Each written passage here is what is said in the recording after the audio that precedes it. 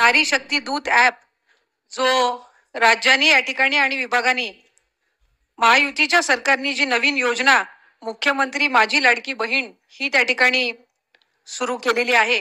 1 जुलै पासूनच या संदर्भातली नोंदणी ही सुरू केलेली आहे आणि नारी शक्ती दूत ॲप यामध्ये ऑनलाईन फॉर्म हा अवेलेबल केलेला आहे।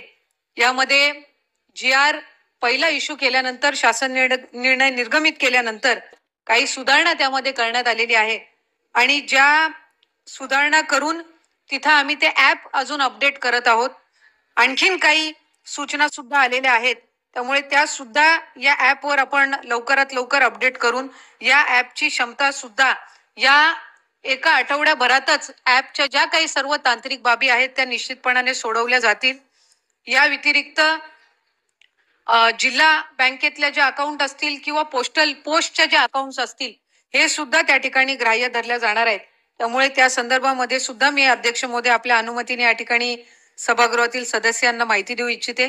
सन्मान्य सुनील प्रभू साहेबांनी लाडली बहीण योजनेअंतर्गत काही त्रुटी आहेत त्या दूर केल्या जातील का, ॲपच्या संदर्भातलाच त्यांनी विषय या ठिकाणी नमूद केला।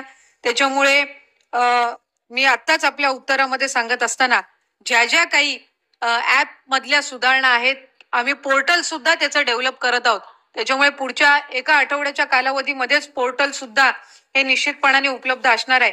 त्यामुळे ऑनलाईन मोबाईल ॲप सहितच पोर्टलवर सुद्धा आता फॉर्म उपलब्ध होणार आहे। ऑफलाईन फॉर्म स्वीकारण्याची सुद्धा प्रक्रिया ही गतीने सुरू आहे आणि साधारणपणे 15 लाखापेक्षा अधिक ऑनलाईन फॉर्म्स हे ऑलरेडी पात्र फॉर्म्स हे ॲपवर रजिस्टर झालेले आहेत।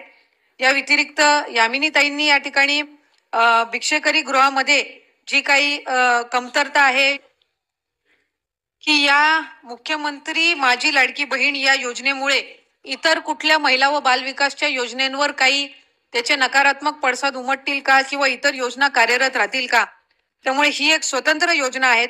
आधीच कार्यरत असलेल्या योजनांवर याचा कुठलाही त्या ठिकाणी कुठलेही नकारात्मक पडसाद उमटणार नाहीत। त्या योजना आहेत त्याच पद्धतीने त्या ठिकाणी कार्य